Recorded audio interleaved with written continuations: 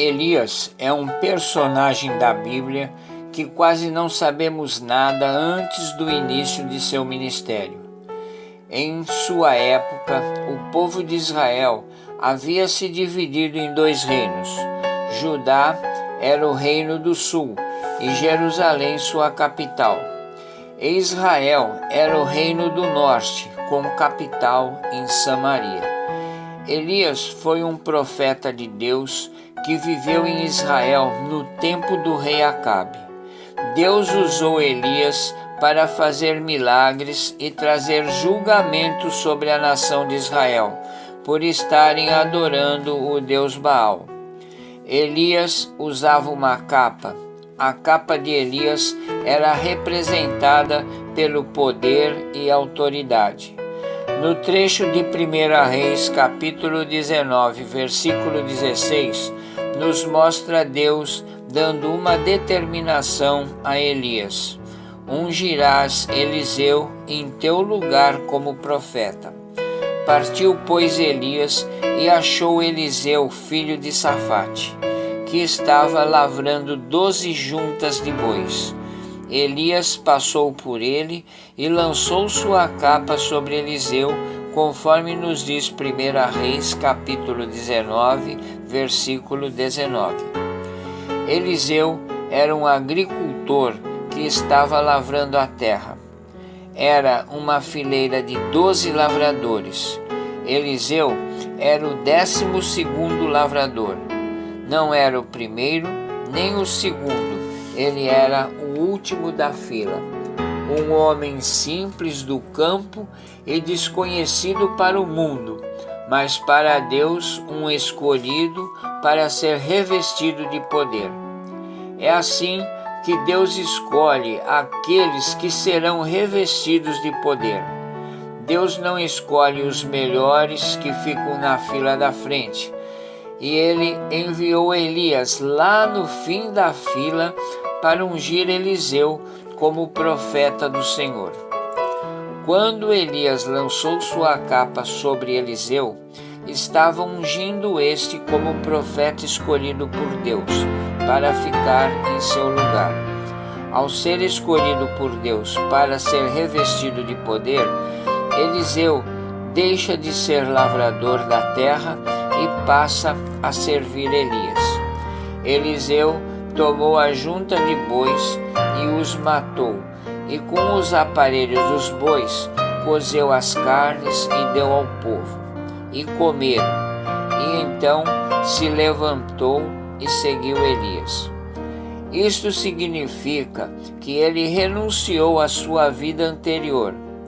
Aprendemos assim que Deus jamais permitirá que sejamos ungidos com o Espírito Santo enquanto estivermos carregando as cargas do dia anterior.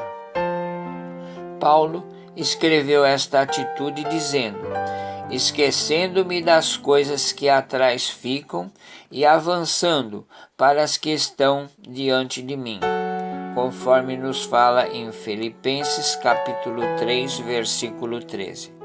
Somente quando nos despedimos definitivamente do nosso ontem é que recebemos as promessas do amanhã. Presenciando os fatos de Elias, Eliseu começa a desejar servir o Deus de Elias. Para darmos um bom testemunho como Elias deu a Eliseu, precisamos ter uma vida consagrada a Deus como Elias tinha. Um homem pode falar bem, ter mecanismos bons, mas sem a unção de Deus sobre a sua vida, seu testemunho é tão vazio quanto sem valor nenhum. Eliseu tinha à sua frente o destruidor dos profetas de Baal. Então Elias tomou sua capa e a dobrou, e feriu as águas do rio Jordão, as quais se dividiram para as duas bandas, e passaram ambos em seco. Sucedeu, pois, que, havendo eles passado, Elias disse a Eliseu: pede-me o que queres que eu te faça. antes que seja tomado de ti. E disse Eliseu: peço-te que haja porção dobrada do teu espírito sobre mim. E disse: coisa dura me pediste. Se me vires quando for tomado de ti, assim se te fará. Porém, se não, não se fará, conforme está escrito em 2 Reis, capítulo 2, versículos 9 e 10. E sucedeu que eles indo, andando e falando, eis que um carro de fogo com cavalos de fogo os separou um do outro, e Elias subiu ao céu num redemoinho. O que vendo Eliseu exclamou: meu pai, carros de Israel e seus cavaleiros? E nunca mais o viu. Elias foi arrebatado e queria retribuir a seu servo Eliseu, realizando algum pedido que esse lhe fizera. Um ex-lavrador agora recebera a unção dobrada. E se alguém quiser esta unção dobrada, é só pedir que Deus dará de graça. O poder de Deus não se compra com dízimos ou com ofertas. É somente Deus que pode ungir com poder um homem. Após o arrebatamento de Elias, Eliseu tomou seus vestidos, os rasgou em duas partes. Também levantou a capa de Elias que lhe caíra e voltou-se para a borda do rio Jordão. Em 2 Reis, capítulo 2, versículo 14, nos diz: tomou o manto que Elias deixara cair, feriu as águas e disse: onde está o Senhor, Deus de Elias? Quando feriu as águas, elas se dividiram para uma e outra banda, e Eliseu passou. Ele reconheceu então que tinha o ministério de Elias em suas mãos e que recebera a porção dobrada requerida. Alcançar um dom de Deus é uma dádiva que requer dedicação, persistência, determinação, esforço e clareza de propósitos. Deus confirmou o ministério de Eliseu, não apenas com poder, mas também com a manifestação de milagres. O Rio Jordão é um rio muito importante. É o rio que dá acesso à terra que mana leite e mel.